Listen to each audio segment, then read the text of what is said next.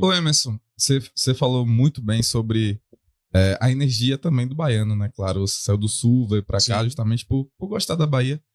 E eu queria saber se foi isso também que te atraiu a presidir o Ipiranga, irmão. Porque é um time cultural aqui de Salvador. A gente que mais querido. já é de uma geração mais nova, não conheceu a força que o Ipiranga tinha em Salvador.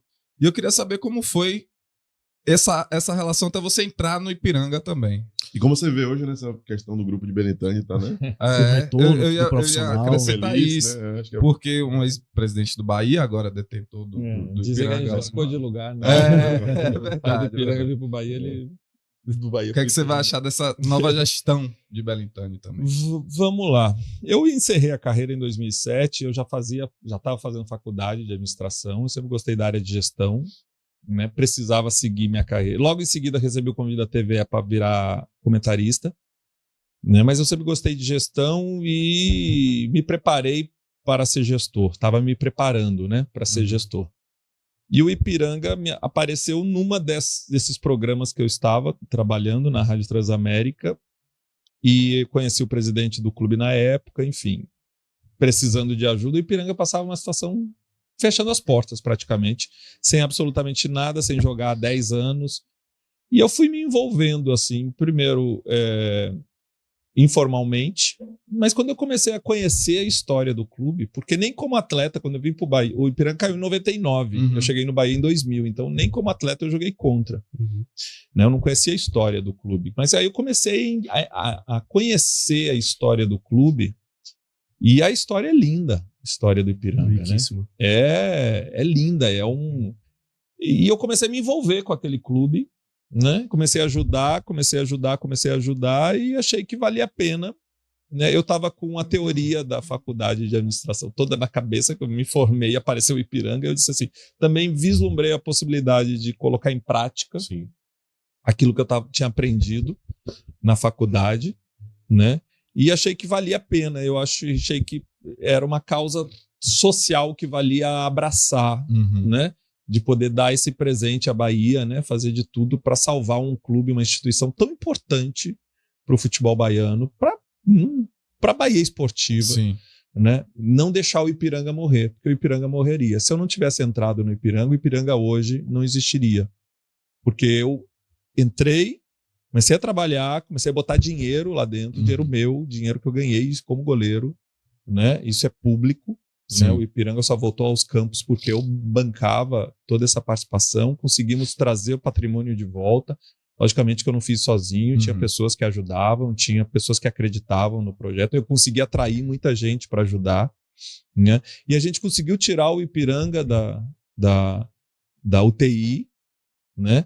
Depois que eu fiquei 8 anos, né, no Ipiranga. Depois que eu saí, houve uma desapropriação do governo estadual para construir uma escola e que aí reformou o clube e que deixou o clube, depois desse processo todo, em condições de atrair um investidor, que aí chega Guilherme Belintani, para fazer um trabalho de qualidade no futebol. Mas foram quase 15 anos, 12 anos de ralação, para conseguir fazer isso para poder recuperar um clube que estava realmente fechando as portas. Então eu acho que foi um trabalho fundamental, né? Eu me considero assim, considero minha parte feita, minha missão cumprida lá, um legado também fora de campo que eu deixo, né? De ajudar a reconstruir uma marca tão histórica, tão simpática ao baiano, que é o Ipiranga. Né? E isso me deu também muita experiência prática de gestão, que fez com que me desse assim, condições de pleitear se tornar presidente do Bahia. Talvez se eu não tivesse tido a experiência do Ipiranga, cometido os erros, porque todo mundo erra, enfim, aprendido muita coisa, eu estaria, mesmo se fosse eleito, muito mais verde, muito mais inexperiente para comandar o Bahia do que hoje, do que eu sou. Então aquela experiência foi muito válida para mim também, né? Foi um aprendizado muito grande. Pegando o gancho já, o que você pode falar sobre Guilherme? Porque, de certa forma, houve um apoio ali na época da sua candidatura, ele queria também que você se tornasse o candidato, né? Ou simplesmente também estava ali imbuído e tudo mais. E foi uma figura fundamental para poder se ter hoje a Sociedade Anônima do Futebol, o Bahia vinculado ao Grupo City, ele foi atrás do Grupo City. E talvez no Bahia tenha sido esse cara que preparou ali o terreno para que o Bahia tivesse estruturado o suficiente para receber um grupo do tamanho do Grupo City, né? Qual a sua avaliação sobre Eu gosto muito dele, acho um cara inteligentíssimo, um grande empresário, né? Um cara que consegue ver além do que a maioria das pessoas enxergam, né? E o grande legado dele no Bahia foi justamente perceber essa oportunidade que é a SAF e construir, né? Atrair um parceiro, talvez o melhor parceiro possível, e construir um modelo de negócio, né? Que, no meu entender, comparando com os primeiros que apareceram dos clubes grandes, né, Cruzeiro, Botafogo e Vasco, muito superior, né? Então, o fato do Bahia não estar assim com a corda no pescoço, né, na época da negociação, eu acho que também foi feito com cuidados necessários e não tudo apressado. Por exemplo, o Cruzeiro, se não faz, estava na Série C agora. O Vasco caminhando ladeira abaixo, o Botafogo da mesma forma, talvez não tivesse nunca mais voltado para a Série A. Portuguesa aí também. Né? Então eram clubes que estavam não podiam perder tempo pensando no modelo de negócio, negociando, nem escolhendo. Sim. O Bahia teve esse tempo, fez o dever de casa. Não é perfeito, porque eu acho que, né, ainda o modelo vai ser aprimorado ainda, né? Sim. Mas eu acho que o grande legado dele para o Bahia foi isso, né? Foi ter percebido a oportunidade e ter construído isso e atraído o parceiro que atraiu.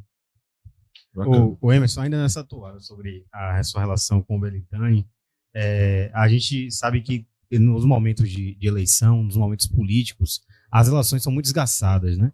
É tudo muito levado ao extremo porque todo mundo quer ganhar a eleição. Cada um acredita na sua ideologia, na sua ideia de clube, como foi no Bahia, né, quando você se candidatou. E você concorreu com algumas pessoas que talvez você convivia. Como foi Baraúna, que você foi durante um tempo comentarista esportivo e convivia com colega de imprensa, como foi Marcelo Santana, que foi presidente do Bahia. Foi meu colega na imprensa também. Foi na imprensa também, você teve uma relação de ídolo do clube que ele presidiu, né? E alguns ataques eram meio que direcionados tanto à vida particular, quanto também por exemplo, se falava muito sobre sua gestão no Ipiranga, se falava muito mal. Como foi, depois da eleição, você viver isso? A sua relação com essas pessoas ficou desgastada? Vamos lá. Campanha você tem que, infelizmente acontece muito isso, né? Ao invés de você mostrar o que você é capaz, você tenta desqualificar o outro, né? Acontece em todas as campanhas de política partidária, enfim. Na nossa também foi assim, infelizmente, né? Era tentando desqualificar o outro, e o que podiam desqualificar era fazer as críticas, né? Que no Ipiranga eu não levei o time à primeira divisão. Um time que, quando eu cheguei, não tinha nenhuma bola, nenhuma caneta, e nem muito menos dinheiro, só tinha dívidas. Eu acho que o que eu fiz no Ipiranga, e principalmente botando dinheiro meu e salvando o clube de fechar as portas, essa foi a grande conquista, né, do clube. Né? Lógico que se pudesse ter subido seria maravilhoso, mas não deixar o clube fechar, eu acho que já foi uma grande conquista. E criar condições de o clube crescer, né? Já foi uma grande conquista, mas eles tentavam desqualificar por esse viés, né? Eu entendia como num primeiro momento de campanha, num primeiro momento eu fiquei surpreso, porque eu não esperava assim, alguns ataques muito baixos, né? Eu esperava uma campanha um pouquinho mais de alto nível, mas quando eu vi que era isso, eu também tive que procurar jogar o jogo da mesma forma, até porque todos erram, todo mundo erra, né? Se eles atacavam alguns erros meus, eles também tinham erros. E aí eu parti também para atacar erros dele. E aí, meu filho, para quem já foi presidente do Bahia, e eu não sei o que, tinham muitos erros para serem listados, né? Eu acho que o teto de vidro dele era muito maior. Mas de todos eles que concorreram, a gente segue falando, né? Baraúna, a gente segue falando, ele vai correr, inclusive, na corrida. A gente segue falando, segue amigo, o Verheine também, né? Inclusive, semana que vem devo ter uma reunião com ele, né? O Martinez, estive com ele semana passada, né? Todos eles a gente tem, o Marcelo a gente falou depois, o Marcelo Santana, até porque a gente era amigo, né? Se falou depois, mas ele depois foi para o América, agora no Vasco a gente fala pouco. Fala pouco. Ele até mandou uma mensagem quando viu que a gente ia fazer corrida de rua, porque ele corre também, né? Sim. Aí parabenizou, enfim. Foi um momento, a gente entende, mas eu lamento, porque eu queria uma campanha mais alto nível, né? De não ficar atacando o outro, desqualificando o outro, mas... Foi meio Pablo Marçal. Não chegou a ser cadeirada. Não chegou a ter isso, não, mas queria uma campanha de discussão de ideias, né? E não de... É muito mais produtivo, né? Quando você discute ideias, aí você só recebe ataque, ou você, se você não se defende, parece que aquilo é verdade, né? Porque você não se defendeu. Então, e aí você tem que atacar também, porque senão você vai ficar tomando porrada. E como foi esse processo, principalmente com o primeiro contato do Bahia na Veia, o processo de qualificação também, quando eles deram né, esse caminho, o que você pensou? Será algo que você idealizava em algum momento? Vamos lá. Quando eu estava no Ipiranga, eu tinha a ideia, né, de justamente fazer um trabalho, aprender, fazer um trabalho para depois seguir minha carreira como gestor e, logicamente, o caminho natural que eu pensava aqui era chegar ao Bahia. Não necessariamente presidente, mas trabalhar em algum cargo, até se presidente tivesse a condição, né?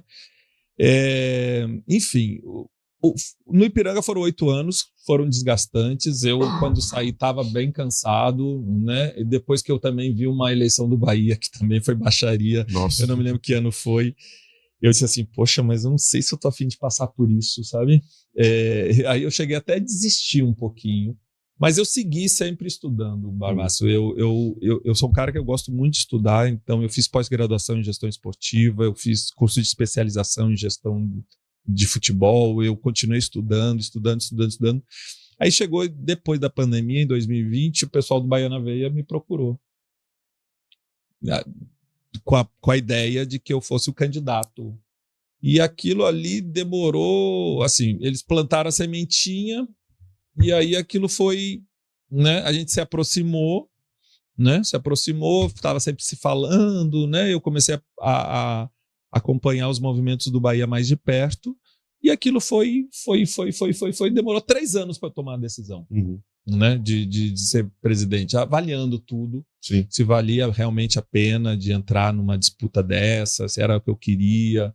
Né? É uma responsabilidade muito grande. Na época não tinha SAF. Não tinha nem papo de SAF ainda. Não tinha nem papo de SAF. Realmente, você entrar para ser presidente de um clube de futebol, você perde a vida. Sim. Porque é 24 horas por 7 dias de semana que você trabalha. Sim. Né? E talvez não teria nem mais cabelo, ou tivesse tudo branquinho já, em 10 meses de gestão. Guilherme, mesmo 6 anos de gestão. Porque é desgastante, porque você nunca agrada a todo mundo, é sempre reclamar. Mesmo quando ganha, tem gente insatisfeita e é muito problema. A gestão de futebol é problemática, é complexa. Você lidar com 30 atletas ali, tem todo um cenário ali que é quase que confusão todos os dias. Então e o presidente acaba recebendo tudo, né? Assim, no sentido de que a última decisão sempre é dele, precisa tomar as decisões o tempo todo. É muito desgastante. Então eu estava observando tudo, até tomar a decisão, mas aí veio o SAF, veio tudo isso, a gente ainda não entendia também. Ninguém, eu acho, entendia o que seria o clube depois, né? Hoje a gente já tem uma ideia, já sabe como é que é, né? É mais tranquilo para o presidente, porque justamente não tem esse dia a dia do futebol. A gente senta com a SAF, conversa, leva as demandas, né? Mas não tem a responsabilidade da tomada de decisão. A tomada de decisão sempre vai ser do sócio majoritário, e isso é daqui para frente, né?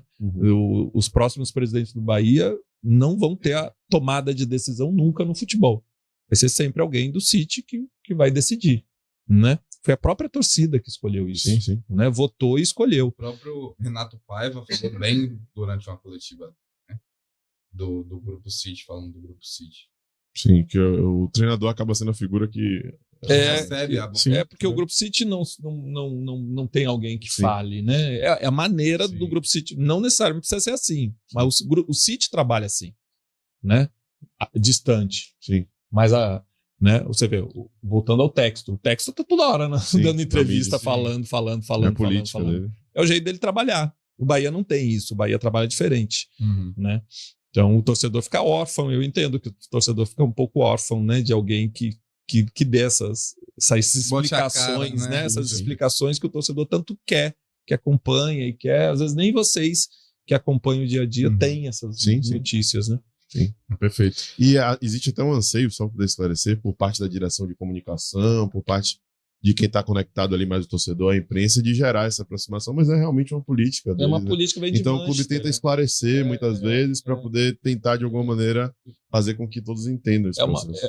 São diretrizes que vêm de Manchester. Sim. Não são nem tem decisões que não são nem tomadas aqui. E você não pode trazer detalhes, óbvio, né? Mas esses 10% aí, e teve conversa com o Ferran, nessa última oportunidade que o Ferran esteve aqui, teve algum tipo de diálogo? A gente sempre encontra com ele, fala, né? Normalmente são encontros rápidos, nosso contato sempre é com o pessoal mais daqui. Sim. Né? Com o Raul. Com o Cadu menos, até porque eu não vou sempre lá no CT, mas com o Raul mais, né? Que é o CEO, né?